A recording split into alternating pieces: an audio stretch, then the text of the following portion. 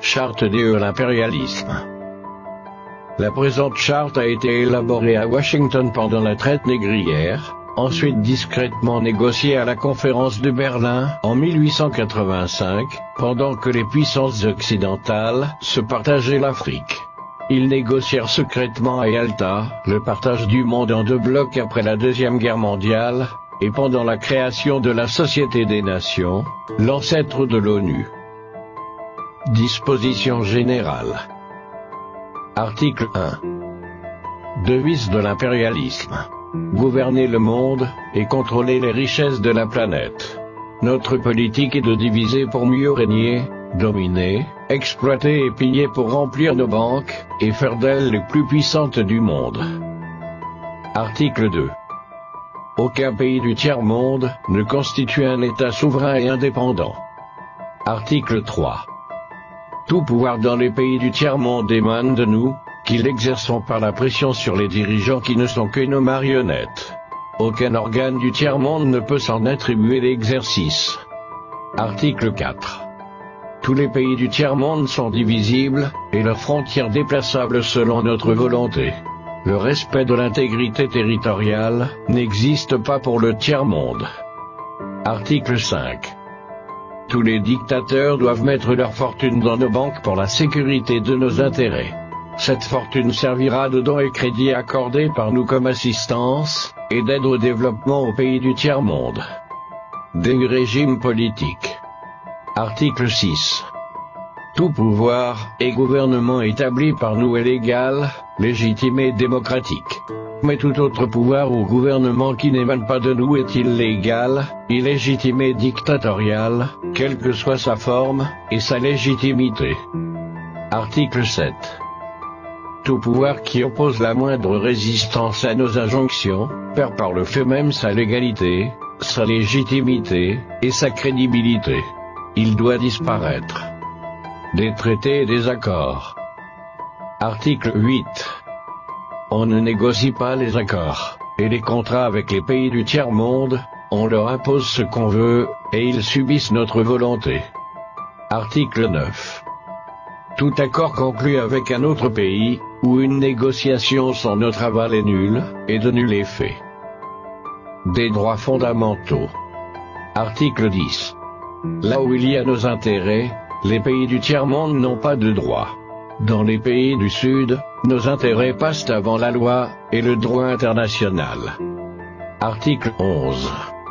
La liberté d'expression, la liberté d'association, et les droits de l'homme, n'ont de sens que dans le pays où les dirigeants s'opposent à notre volonté. Article 12. Les peuples du tiers-monde n'ont pas d'opinion, ni de droit, ils subissent notre loi et notre droit. Article 13. Les pays du tiers-monde n'ont ni culture ni civilisation, sans se référer à la civilisation occidentale. Article 14. On ne parle pas de génocide, de massacre ni de crimes de guerre ou de crimes contre l'humanité dans les pays où nos intérêts sont garantis, même si le nombre des victimes est très important. Des finances publiques. Article 15. Dans les pays du tiers-monde, nul n'a le droit de mettre dans leur banque un montant d'argent au-dessus du plafond que nous avons fixé. Lorsque la fortune dépasse le plafond, on la dépose dans l'une de nos banques pour que les bénéfices retournent sous forme de prêts ou d'aide économique au développement en espèces ou en nature. Article 16. N'auront droit à l'aide précitée les pays dont les dirigeants font preuve d'une soumission totale à nous, nos marionnettes et nos valets. Article 17.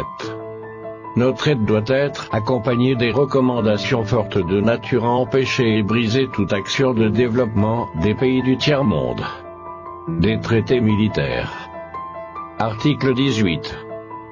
Nos armées doivent être toujours plus fortes et plus puissantes que les armées des pays du tiers-monde.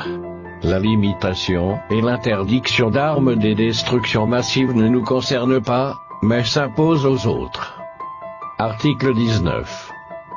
Nos armées doivent s'entraider et s'unir dans la guerre contre l'armée d'un pays faible pour afficher notre suprématie, et se faire craindre par les pays du tiers-monde. Article 20. Toute intervention militaire a pour objectif de protéger nos intérêts, et ceux de nos valets.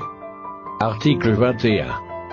Toute opération d'évacuation des ressortissants des pays occidentaux cache notre mission réelle, celle de protéger nos intérêts, et ceux de nos valets. Accords internationaux. Article 22.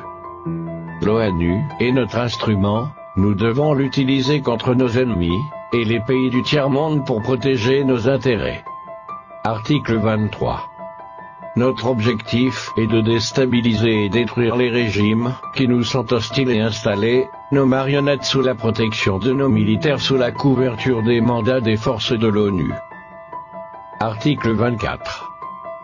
Les résolutions de l'ONU sont des textes qui nous donnent le droit et les moyens de frapper, de tuer et de détruire les pays dont les dirigeants et les peuples refusent de se soumettre à nos injonctions sous la couverture des résolutions du Conseil de sécurité de l'ONU. Article 25. Notre devoir est de maintenir l'Afrique et d'autres pays du monde dans le sous-développement, la misère, la division, les guerres, le chaos pour bien les dominer, les exploiter et les piller à travers les missions des Nations Unies. Article 26. Notre règle d'or est la liquidation physique des leaders et dirigeants nationalistes du tiers-monde. Article 27. Les lois, les résolutions, les cours et tribunaux des Nations Unies sont nos instruments de pression contre les dirigeants et les leaders des pays qui défendent les intérêts de leur peuple. Article 28. Les dirigeants des puissances occidentales ne peuvent être poursuivis, arrêtés ni incarcérés par les cours et tribunaux de l'ONU, même s'ils commettent des crimes de guerre, de génocide, ou des crimes contre l'humanité.